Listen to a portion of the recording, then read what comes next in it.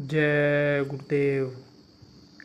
शरीर को पाक साफ रखते हुए लगातार सुमिरन ध्यान भजन करोगे तो साधना के सभी अनुभव होंगे।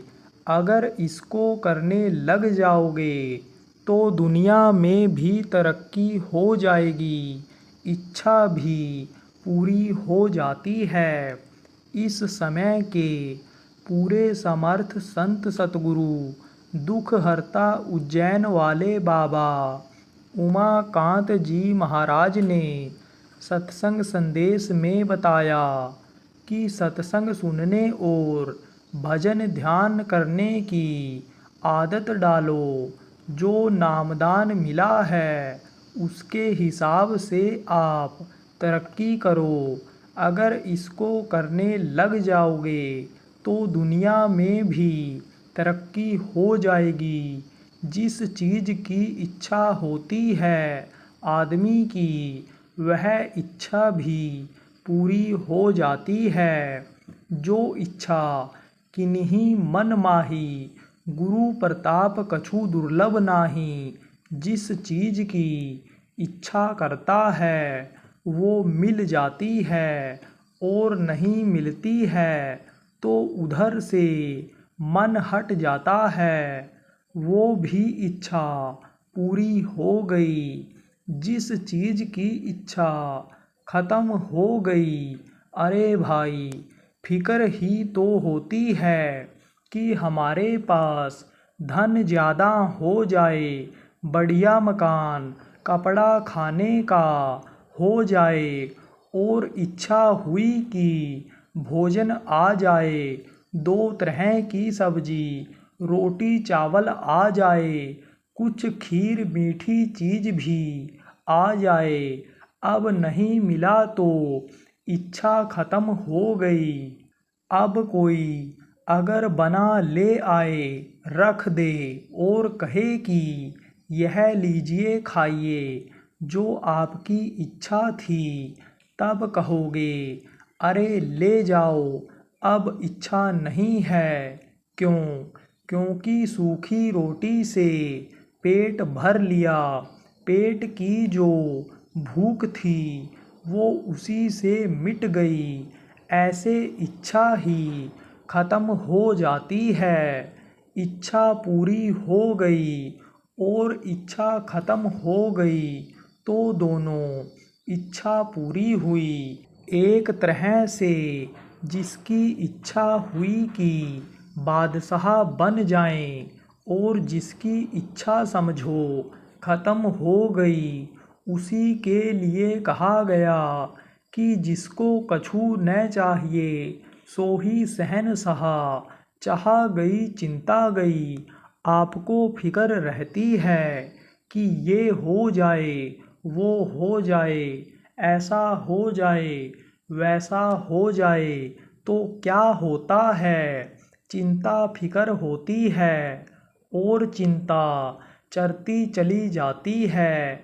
चरना यानी जैसे जानवर घास खाते हैं तो घास खाते खाते खत्म हो जाती है, ऐसे ही चिंता फिक्र अंदर में व्याप्त हो गई तो शरीर को खा जाती है, खत्म कर देती है। स्वास्थ्य खराब हो जाता है और चाह खत्म हो गई, चाह गई, चिंता गई, मनवा बेपरवाह। शरीर को पाक साफ रखते हुए लगातार सुमिरन ध्यान भजन करोगे तो साधना के सभी अनुभव होंगे। आँखों को बंद करके दोनों आँखों से एक जगह पर दृष्टि को टिकाओ। जब एक जगह पर दृष्टि टिकेगी, आँखों के बीच चमकीला होता है, उसमें चारों तरफ से रोशनी निकलती है, एक जगह पर टकराएगी, पावर उसमें आ जाएगी। टार्च में जो बल्ब लगा रहता है, तारों तारों में बल्ब रहता है, उससे रोशनी निकलती है और एक जगह पर ऐसे जाती है जिससे उसका फोकस दूर तक बन जाता है। ऐसे ही अंदर में यह पुतलियाँ चमकीली हैं, जब उस पर पड़ता है तब वह बिंदु बन जाता है, पावर बढ़ जाता है। तब हल्की फुल्की बाधा कर्म सब कट जाते हैं।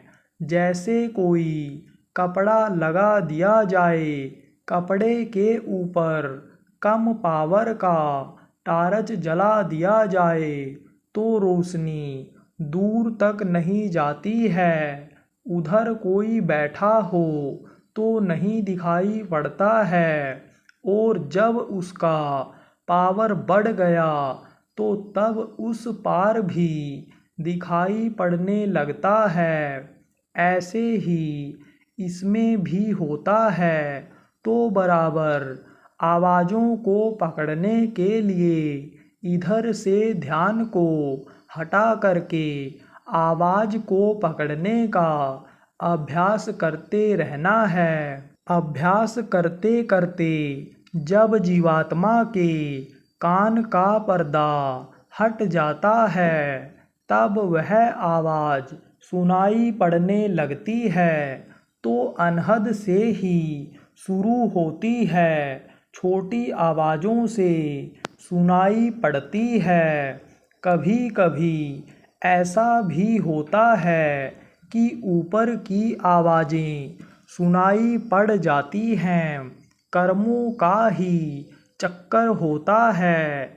जिसके जैसे कर्म होते हैं उसी हिसाब से किसी को बिल्कुल साफ सुनाई पड़ता है, बाद में छटती है।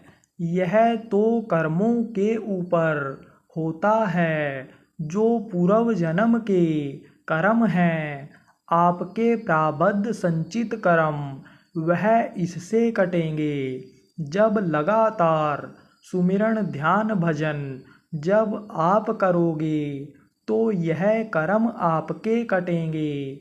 प्रभु का दर्शन, आवाज़ भी आपको सुनाई पड़ने लगेगी। प्रभु का दर्शन इसी मानव मंदिर में लोगों को हुआ है, आपको भी हो सकेगा। लेकिन जब लगातार करोगे और इस शरीर को जब पाक साफ रखोगे, इसको जब गंदा नहीं करोगे, तब प्रभु का दर्शन इसी मानव मंदिर शरीर से कर लोगे। जय गुरुदेव।